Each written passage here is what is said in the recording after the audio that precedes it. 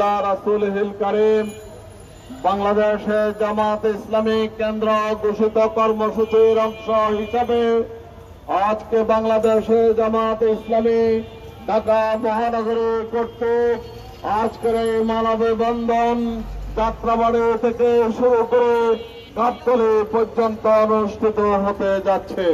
প্রিয় নগরবাসী, বাংলাদেশে জামাত ইসলামীর এই মানববন্ধনের কর্মসূচিতে আজকে শাপলা চত্বরের স্পটে উপস্থিত আছেন বাংলাদেশে জামাত ইসলামের কেন্দ্রীয় নেতা, কেন্দ্রীয় মজলিসের শুরার অন্যতম সদস্য, ঢাকা মহানগরের সম্মানিত কর্ম পরিষদের সদস্য জননেতা জনাবে ফরিদুল ইসলাম।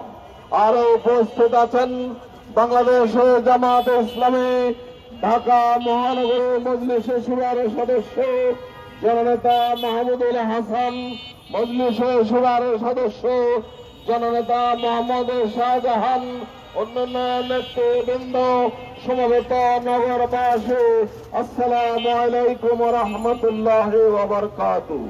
প্রিয় নগরবাসী, আপনারা জানেন বাংলাদেশে জামাত ইসলামী বাংলাদেশের গণমানুষের সংগঠন। বাংলাদেশে জামাত ইসলামী বাংলাদেশের জনগণের মতামত এবং আকাঙ্ক্ষার প্রতি শ্রদ্ধা জানিয়ে 5 দফা দাবি ইতিমধ্যে ঘোষণা করেছে। সেই 5 দফা কর্মসূচি হচ্ছে জুলাই সনদের আইনগত স্বীকৃতি দিতে হবে, আগামী জাতীয় সংসদ নির্বাচন পিআর পদ্ধতিতে অনুষ্ঠিত হতে হবে, আগামী জাতীয় সংসদ নির্বাচনে সকলের জন্য লেভেল প্লেইং ফিল্ড জারি করতে হবে, আগামীতে যে বাংলাদেশে গত ফ্যাসিস্ট সরকার এই দেশের মানুষের যে গণহত্যা চালিয়েছে সেই গণহত্যাকারীদের দৃশ্যমান বিচার নিশ্চিত করতে হবে। এই ফ্যাসিস্ট সরকারকে যারা সহযোগিতা করেছে, যারা ফ্যাসিস্ট সরকারের অবৈধ নির্বাচনকে বৈধতা দিয়েছে, জাতীয় পার্টি সহ 14 দলের রাজনৈতিক কর্মকাণ্ড নিষিদ্ধ ঘোষণা করতে হবে। ভাই ও বন্ধুগণ, আপনারা জানেন গত 17 বছর বাংলাদেশকে একেবারে ধ্বংসের দ্বারপ্রান্তে নিয়ে গিয়েছিল সেই ফ্যাসিস্ট সরকার।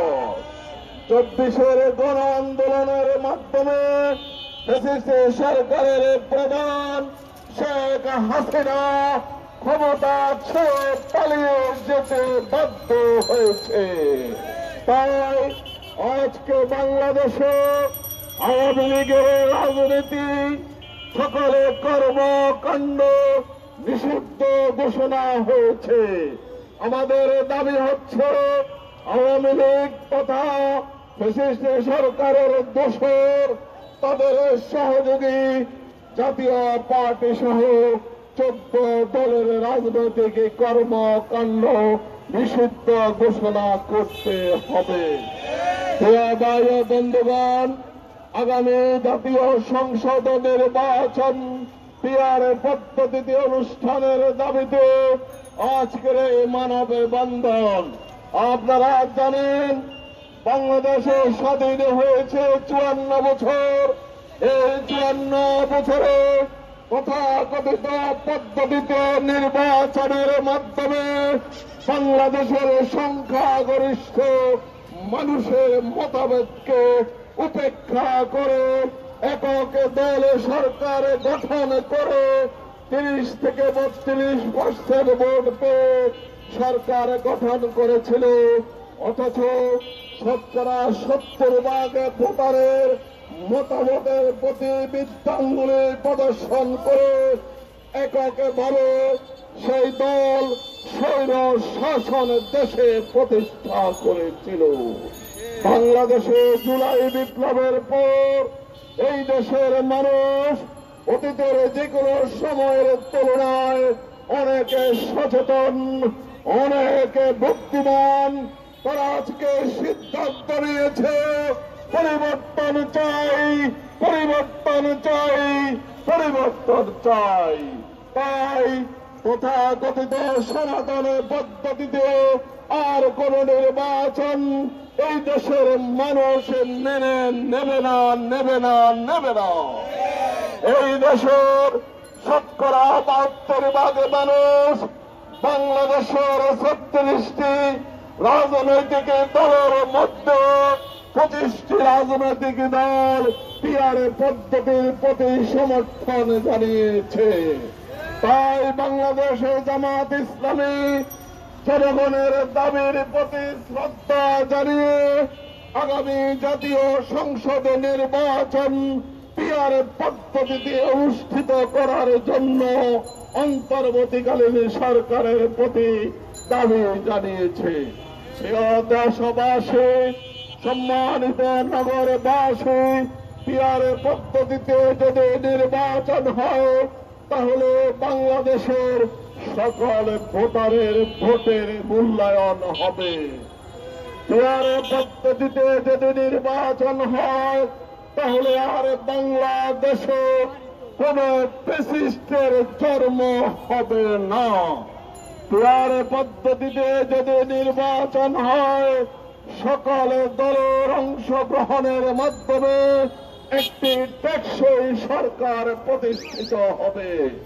এই সরকার বাংলাদেশের সকল শ্রেণী পেশার মানুষের প্রতি সম্মান জানিয়ে সকলের জন্য মানবিক জীবন যাপন নিশ্চিত কল্পে আগামী দিনে বাংলাদেশে একটি কল্যাণের রাষ্ট্রে পরিণত করবে ইনশাআল্লাহ।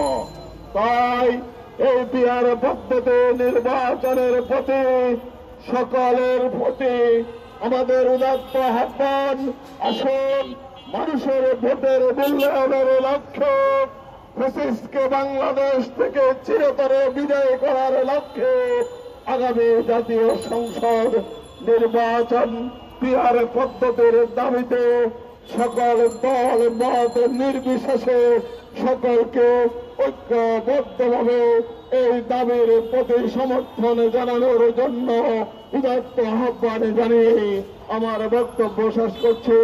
আল্লাহ হাফেজ। বাংলাদেশ জিন্দাবাদ, বাংলাদেশে জামাত ইসলামী জিন্দাবাদ। আগামীর বাংলাদেশ ইসলামের বাংলাদেশ ইনশাআল্লাহ। সংগ্রামী ঢাকাবাসী,